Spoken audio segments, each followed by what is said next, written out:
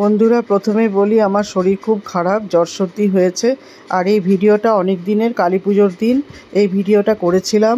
শুভ দীপাবলি সবাইকে জানালাম। এবার দেখতে থাকো আমার ভিডিও। পুজো করেছি দেখো। আর এই যে আদ্দামাকে খেতে দিয়েছে হলো সন্দেশ, জল, আর এই যে প্রদীপ জ্বলছে, শুভ প্রদীপ। আর হাতের উপর একটা কাগজ দেখতে পাচ্ছ বন্ধুরা, এটা আদ্যা মায়ের মন্ত্র। আমি জপ করি তো প্রতিদিন, এই জপটা আমি এখানে লিখেছি 21 বার লিখে আমি মাকে এটা সমর্পণ করেছি, মার পায়ে সমর্পণ করে হাতে ধরিয়ে দিয়েছি। মা হাতে নিয়ে আছে আমার মন্ত্রটাকে। তারপর কালকে যখন অমাবস্যা ছেড়ে যাবে এই মন্ত্রটা আমি বিসর্জন দিয়ে দেব পুকুরে, আমাদের সামনের পুকুরে বিসর্জন দেব।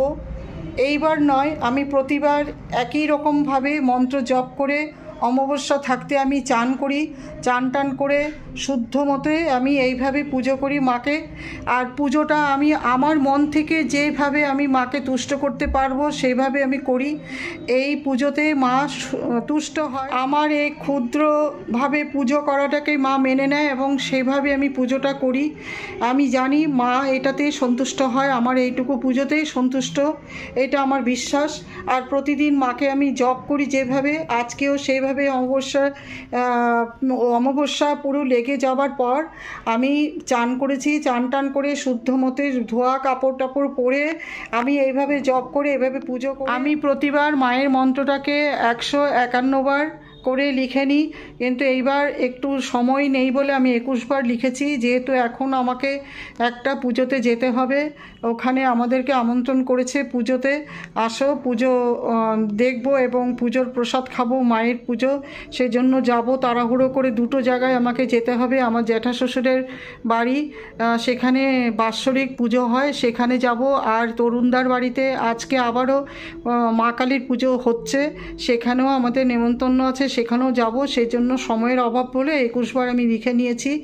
আর মাকে পায়ে সমর্পণ করেছি, তারপর মাকে হাতে দিয়েছি, মা ধরে রেখেছে মন্ত্রটাকে। কালকে অমাবস্যা যখন ছেড়ে যাবে আমি মন্ত্রটা আমার পুকুরে বিসর্জন দিয়ে দেবো। আমাদের কাছের বাড়ির কাছে একটা পুকুর আছে, সেখানে আমি বিসর্জন দেব। এই পুজোটা তোমাদেরকে আমি শেয়ার করলাম।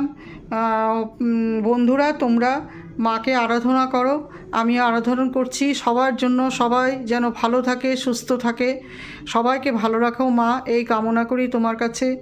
আমার সব বন্ধুদের, ওয়াইটি আর এমনি বন্ধুদের প্রতি আমার এই প্রার্থনা রইল মায়ের কাছে, সবাইকে ভালো রাখো, সুস্থ রাখো এবং আমার বাড়ির পরিবারকেও ভালো রাখো এবং বাইরের পরিবারকেও ভালো রাখো। সবাইকে ভালো রাখো, সুস্থ রাখো। জয় মা তারা। এই দেখো জয় মা তারার একটা ছবি আছে, দেখো তারা মায়ের। জয় মা তারা, জয় মা আদ্যা মা। আমার এই ক্ষুদ্র পুজোটুকু কেমন লাগলো তোমরা জানাবে।